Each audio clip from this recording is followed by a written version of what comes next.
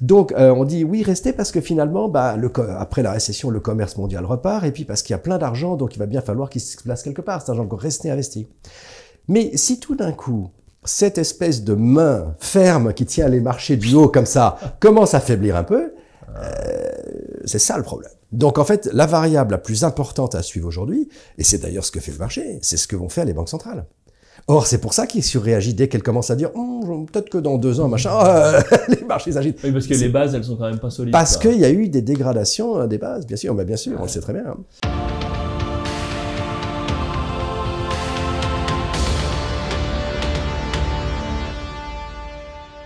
Didier Darcet, bonjour, merci d'être avec nous aujourd'hui. Bonjour Richard. Je vais te poser une question sur un article que tu as écrit qui s'appelle Economic Boom and Financial Bust.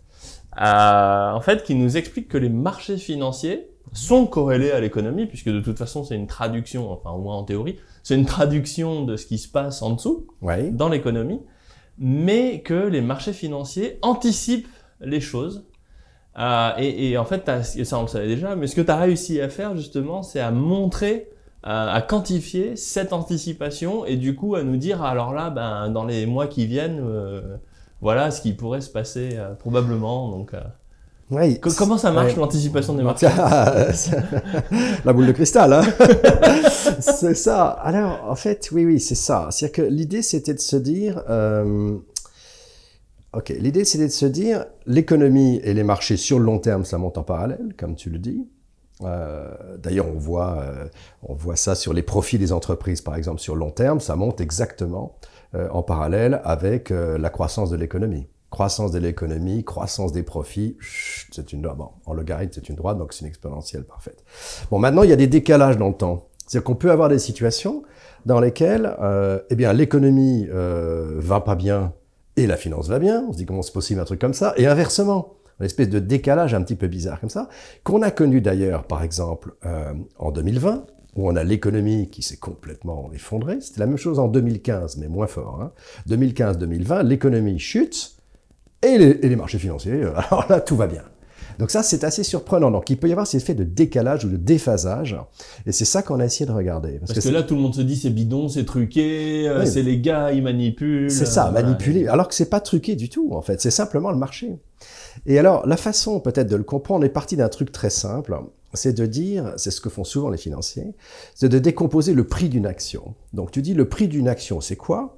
Eh ben, c'est ses profits, mais il faut que tu arrives au prix. Donc tu dis c'est les profits multipliés par le prix divisé par les profits. Parce que si tu fais profit fois prix divisé par profit, bah, ça fait prix. D'accord? C'est facile. Donc le prix, c'est les profits multipliés par le prix divisé par les profits. Or, le prix divisé par les profits, c'est ce qu'on appelle les price earnings. C'est donc finalement un effet multiplicateur sur les profits d'aujourd'hui. Donc aujourd'hui, mon entreprise gagne 100, c'est mes profits, et je vais l'acheter 1000. Bah pourquoi? Parce qu'elle vaut 100 de profit et que son price earning vaut 10. Donc ça veut dire que le price earning te dit de combien d'années, effet multiplicateur, tu achètes les profits quand tu achètes ton entreprise. Donc ça, c'est la façon la plus simple de le voir. Pourquoi? Parce que le raisonnement derrière, c'est de dire qu'une action, en fait, c'est juste des bénéfices. Voilà. Ça peut être tout à fait vu comme l'actualisation des cash flows futurs, des bénéfices futurs. Puisque quand tu achètes une action, évidemment, là, quand les marchés sont ouverts, tu peux toujours te dire, je l'achète aujourd'hui, je le vendrai demain, parce qu'il y aura un marché. Mais s'il n'y a pas de marché, tu es coincé avec ce truc-là et tu n'auras que le flux des profits, des dividendes qui vont être payés sur toute la durée de vie d'une action. Donc voilà, donc on se retrouve. Alors pourquoi est-ce que je le décompose comme ça, qui est très classique? Mais c'est parce que les profits, c'est l'économie. Hein. C'est l'économie réelle. Combien j'ai vendu de trucs, combien j'ai encaissé dans l'année de profit. Par contre, l'autre variable qui est prix divisé par profit, c'est-à-dire le nombre d'années dans lesquelles on achète ça, on achète les profits d'aujourd'hui, c'est une variable complètement psychologique. Il n'y a rien, il n'y a pas de quelque chose qui est physique, là, qui est immédiat. Donc on voit bien qu'on a deux termes, l'un qui est lié, qui est ancré dans l'économie réelle, c'est les profits d'aujourd'hui. Et l'autre, c'est l'effet multiplicateur, de combien je vais acheter ça pour arriver au prix final de l'action. Et juste, à un moment tout à l'heure, tu as dit c'est pas truqué, c'est juste les marchés. Mais oui, alors il y a bien un paramètre qui est truqué, c'est la liquidité. mais ça fait monter l'ensemble et après, globalement, les variations, elles, ne sont pas truquées. C'est l'ensemble qu'on a gonflé avec de la liquidité. Alors, oui, truqué, ça veut dire qu'effectivement, il va y avoir cette variable psychologique, par exemple, qui va varier en fonction de plein de trucs. C'est sûr que si le gouvernement, si la Banque centrale injecte énormément de liquidités dans le système, les gens vont avoir plein d'argent, ils vont dire, qu'est-ce que je vais en faire? Alors, soit ils vont le mettre sous le matelas, soit, donc on voit l'épargne des Français qui monte, par exemple, et enfin pas que des Français, c'est partout dans le monde. Soit ils vont se dire, bon, ben, je vais acheter des actions, tiens, par exemple. Donc, quand ils achètent des actions, les profits bougent pas. Donc, qu'est-ce qui va bouger? C'est l'autre facteur qui est psychologique, qui fait qu'en fait, l'effet multiplicateur va monter. Donc, quand je dis que c'est pas truqué, c'est que, voilà, il y a plein de paramètres qui vont l'influencer. Mais bon, bah c'est le marché. C'est juste le résultat de l'offre et de la demande sur une action. Oui, tu considères que les injections de la Fed, bah, c'est une influence sur le marché parmi d'autres. Voilà. Parmi plein il y a bien des interventions. Mais il y a des interventions qui vont favoriser ça, etc. Ouais. Donc, ce qui était marrant, par exemple, on voit en 2020, les profits s'effondrent, puisqu'on bloque tout, les entreprises fabriquent plus, il n'y a pas de distribution, etc. Bon, voilà. Mais alors les marchés s'envolent. Donc ça veut dire que les price earnings, donc les prix divisés par les profits, s'envolent psychologiquement. Alors comment c'est possible un truc comme ça? C'est quand même bizarre. Hein, bon. Et donc ça a surpris beaucoup de gens quand même. Hein, bon. Effectivement, c'est lié à la liquidité, etc. Mais d'une façon générale, on est remonté sur très longue période, tu vois, durant 140 ans. Pour regarder un peu tous les cycles économiques. C'est-à-dire, tu es en expansion, récession, d'accord? Et on a cadré ces périodes de temps en disant, ben voilà, on est au début de la récession, ou à la fin de la récession, avec des mois, 1 plus 1, moins 1 mois, etc. Et on a regardé comment se comportaient tous les actifs financiers en fonction de ce passage dans l'économie réelle. Parce que l'expansion ou la récession, c'est du réel. Alors que comment se comportent les actifs, ben ça, c'est la partie financière, donc ça peut être psychologique. Alors, tu remarques que tous les actifs suivent parfaitement le cycle réel, c'est-à-dire les obligations, c'est-à-dire le prix des matières premières, l'inflation, le prix du cash. Tout ça, bon voilà, vous avez la vague et vous avez la vague qui suit et tout va bien. Bon. Sauf les actions. Alors, les actions, très marrant parce que les actions n'ont pas phase récession, phase expansion, ils ont en fait 3 phases. C'est-à-dire qu'ils ont la phase d'expansion, où ça se passe bien, le début de la phase de récession, on peut dire la moitié de la récession, où ils s'effondrent complètement, et ensuite ils rebondissent violemment 3 mois avant la sortie de la récession, en moyenne. Donc ça veut dire qu'ils anticipent en fait la sortie de la récession, et là, les meilleurs rendements sur les actions, mais partout, dans toutes les périodes, c'est quand on est en récession, mais qu'on va sortir dans 3 mois. Et là, c'est extraordinaire les rendements. Donc ça veut dire que quand on analyse par exemple les rendements des actions, on fait une espèce de moyenne de tout ça. Mais cette moyenne, elle ne veut pas du tout dire la même chose si on est en début de récession, fin de récession ou expansion normale. Si on est dans une expansion normale, tu vois, on n'est pas dans ces femmes de boom extraordinaires qui sont des sorties de récession. Et donc, c'est ce qui s'est produit. C'est-à-dire que finalement, on a été en récession, les marchés ont boomé parce qu'ils ont anticipé la sortie de cette récession, parce qu'ils ont bien compris que c'était une récession qui était un petit peu forcée par les gouvernements. Parce qu'ils ont décidé qu'on travaillait plus, ils ont décidé en fait, il suffisait qu'ils décident qu'on retourne travailler pour que ça ressorte. Donc, quand les vaccins sont arrivés et qu'on a vu que les gouvernements disaient on va se remettre à travailler, c'était pas très difficile de savoir qu'on allait sortir de la récession. Et donc, les marchés ont flambé.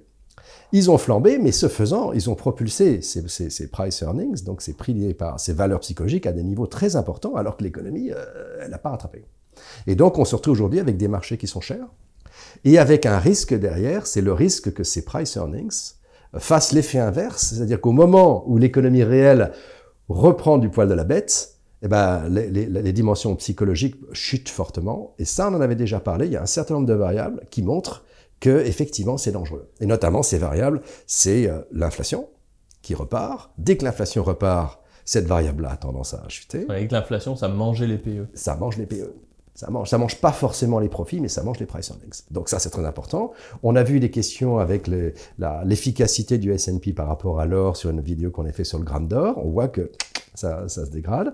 Et puis la dernière chose, c'est que cette remontée forte a été aussi liée à des injections de liquidités massives.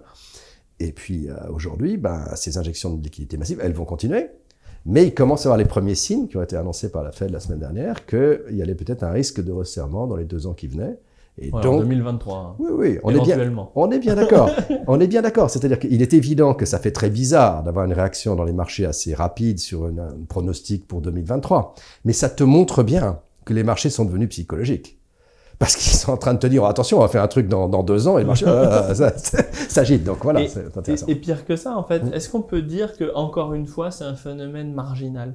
C'est-à-dire que, globalement, il y a 6 mois, le langage de la Fed, c'était, on va en envoyer, on va vous couvrir d'or, comme diraient les pharaons. Ouais, c'est ça. Et du coup, le message marginal, c'était, peu importe on était dans le bas, et le message marginal, c'est on va vous couvrir d'or. Ouais. Et aujourd'hui, qu'on est couvert d'or, enfin, sur les marchés, sur les marchés, pas vous. Ni moi. Et c'est de dire, dans 2 ans, aujourd'hui, alors déjà, on va plus augmenter. Donc marginalement, on sait qu'il y aura pas plus. Et peut-être que en plus, ça va baisser dans 2 ans. Donc en fait, marginalement, c'est radicalement différent. C'est ça. C'est ça. Donc en fait, les effets marginaux dans l'économie, nous on regarde essentiellement ça, hein, parce que c'est très difficile d'avoir des effets absolus, hein, parce que les circonstances changent. Par contre, les effets d'accélération, de décélération, de projection, parce que quand vous avez un effet marginal, ce qui se produit, c'est que les hommes projettent dans l'avenir. Donc vous avez un truc qui est en train d'accélérer. Si vous voulez projeter ce qui va se passer, vous allez projeter son accélération et puis peut-être dans longtemps sa décélération. Donc vous allez projeter en fait une amplification de ce phénomène. Donc en fait les effets marginaux, c'est pas juste la petite dérivée qui change, c'est juste la projection psychologique du truc. Et là, c'est ce qui se produit, c'est-à-dire qu'ils annoncent quand même qu'on va avoir des liquidités qui vont continuer d'être injectées massivement pendant encore 2 ans. 120 milliards, je crois. 120 milliards aux États-Unis, en $2, 120 milliards en Europe, enfin 100 milliards d'euros. Tu vois. Donc on est là sur des trucs avec je sais pas, c'est des sommes gigantesques, c'est d'injection de liquidité. Mais ça fait un peu enfant gâté quand il dit quoi? Que 240 milliards? Oui, c'est ça. Enfin, on est par mois, hein. Par mois, ça fait 3 trillions de dollars par an si on cumule les deux, donc c'est quand même gigantesque. Mais bon, le fait de commencer à dire oui, mais attention, on va quand même se méfier un petit peu, induit ces réactions. Donc voilà, la grande conclusion sur ces financial bust et economic boom, c'est qu'on peut avoir une économie qui repart et un marché financier qui se porte pas bien. Parce qu'en fait, aujourd'hui, les PE, ils sont peut-être à 30, je crois, sur la S&P 500. Oui, je pense que c'est quelque chose comme ça. Oui, mais ça peut aller plus haut aussi, hein, mais ça dépend des configurations marginales dont tu parles. Et du coup, tu as tiré un graphe qui explique que voilà, au bas de la récession, ça commence à monter, etc. Ça. Alors, si on voit un ralentissement de l'augmentation sur les marchés, est-ce qu'on peut en conclure qu'à la première grosse baisse, faut se barrer? Écoute, parce que ça veut dire qu'on est dans la fin et que du coup on est en haut de la crémaillère, tu sais, dans le grand 8. C'est ça. Tac. Et on va redescendre violemment. Alors c'est toujours très très difficile de faire un timing propre de ces marchés, on sait très bien. Par contre, ce qu'on dit déjà quand même depuis plusieurs mois ensemble, hein, c'est que il faut continuer dans les marchés actions. Ils sont bons. Mais par contre que les raisons pour lesquelles on est dedans se dégradent. C'est intéressant comme concept, c'est-à-dire que, en fait, il faut continuer à rester dedans parce que c'est tenu par le haut, par les banques centrales qui injectent beaucoup d'argent. Mais par contre, l'inflation repart. Mais par contre, le prix du pétrole remonte. Ouais, des trucs qui sont pas bons, hein, fondamentalement. Si le prix de l'énergie monte, on va pas pouvoir faire les mêmes profits dans les 10 prochaines années que dans les 10 dernières. C'est certain que non. Hein. Alors attention, nous avons tourné cet épisode il y a 2 semaines et les cadrans financiers de Nestor se mettent à jour tous les premiers du mois. Pour rappel, Nestor dispose de 3 indicateurs prévisionnels. Les cadrans financiers qui donnent le sens des marchés à un mois, les cadrans économiques qui indiquent l'amplitude potentielle du risque, et enfin l'indice des maçons qui est un indicateur de sentiment des marchés quotidien qui est là pour nous indiquer les retournements de marché. Eh bien, il se trouve que j'écris ce script le 1er juillet avec les nouvelles projections pour juillet et la situation s'est fortement tendue. Elle est toujours contrastée à travers le monde et nous gardons l'analyse précise de ces résultats pour les lecteurs de ma lettre d'investissement que je co-rédige avec Didier Darcet et Guillaume Rouvier. Charles Gave n'intervient plus directement dans la lettre car avec Didier et Nestor, nous avons moins besoin de lui. Il reviendra sur la chaîne dans des vidéos plus longues mais ponctuelles car c'est aussi un homme très occupé. Bref, aujourd'hui le problème est le suivant. Les marchés ont anticipé une reprise économique qui pourrait avoir lieu si on pense que les injections monétaires produiront réellement de la croissance. Mais en même temps, rien n'est moins sûr et on constate plutôt une dégradation des fondamentaux économiques. Nous sommes peut-être bien soit au bord du gouffre, soit sur une difficulté passagère. Nos indicateurs nous en diront plus dans les mois qui viennent, mais clairement, il va falloir être très très vigilant pendant l'été et il semblerait qu'on soit plutôt au bord du gouffre. Depuis 7 mois, Nestor nous indiquait un ciel sans nuages et c'est pour ça que nous étions haussiers sur les marchés. D'ailleurs, on a bien gagné notre vie. Mais aujourd'hui, c'est beaucoup plus compliqué. Je reviendrai dans une prochaine vidéo sur ces signaux inquiétants en termes d'inflation, mais aussi en termes de logique économique, où la récompense précède le travail lorsque les États déversent des aides pour empêcher les faillites et même les inégalités de se creuser. Pour vous abonner à la lettre ou à Nestor, cliquez sur la fiche qui apparaît en haut à droite de l'écran ou via les liens en description. Donc, on dit oui, restez parce que finalement, après la récession, le commerce mondial repart, et puis parce qu'il y a plein d'argent, donc il va bien falloir qu'il se place quelque part, cet argent, donc restez investi. Mais si tout d'un coup, cette espèce de main ferme qui tient les marchés du haut comme ça commence à faiblir un peu, c'est ça le problème. Donc en fait, la variable la plus importante à suivre aujourd'hui, et c'est d'ailleurs ce que fait le marché, c'est ce que vont faire les banques centrales. Or, c'est pour ça qu'ils surréagissent dès qu'elles commencent à dire peut-être que dans 2 ans, machin, les marchés s'agitent. Oui, parce que les bases, elles sont quand même pas solides. Parce qu'il y a eu des dégradations des bases, bien sûr, bien sûr, on le sait très bien. Hein. Et ça, c'est ce qu'on suit dans Nestor, donc le logiciel où effectivement, chaque mois, on a une perspective, et pour l'instant, ça se passe bien. Depuis qu'on l'a mis en route. Voilà, pour l'instant ça va, mais on a quand même, Nestor a continué à dire de rester investi dans les marchés actions depuis des mois et des mois et des mois, alors qu'on avait quand même des situations qui étaient contrastées. Hein, le gros risque en fait en mars 2020, c'était que l'économie lâche en fait, parce que les banques centrales tiraient vers le haut, mais si les boîtes filaient vraiment vers le bas, là tout le monde allait au tapis. Quoi. C'est ça. Et c'est pour ça qu'on a mis en route depuis le mois de mars pour les clients là sur Nestor, et effectivement c'est la boussole où on nous dit si on agrège tout ça au dehors de la trouille qu'on peut ressentir quand on voit les indicateurs de base qui se dégradent, jusque là ça va, voilà. Ça. Mais on est vraiment sur le verre de Deleuze, le pénultième là en disant à l'avant-dernier il faudra se barrer. Faudra se barrer, mais on sait qui va déclencher le truc, enfin c'est ce qu'on pense. Donc on sait que c'est la banque centrale. Mais globalement, quand tout le monde commence à être content en ce moment, c'est commencer à faut surveiller, il faut être plus touchy quoi. Donc pour l'instant ça va, mais on commence à avoir les premiers signes, comme on répète d'ailleurs depuis plusieurs mois, que les signes s'accumulent d'un risque de retournement, mais l'indicateur de retournement, on ne l'a toujours pas. Encore un verre. Encore un verre. Voilà. Merci Didier. Merci Richard. Si vous aimez mes vidéos, abonnez-vous et pensez bien à cliquer sur la cloche pour être notifié lorsque je publie de nouveaux épisodes. Et pour recevoir le guide de l'investissement de ceux qui y ont déjà réussi, inscrivez-vous ici.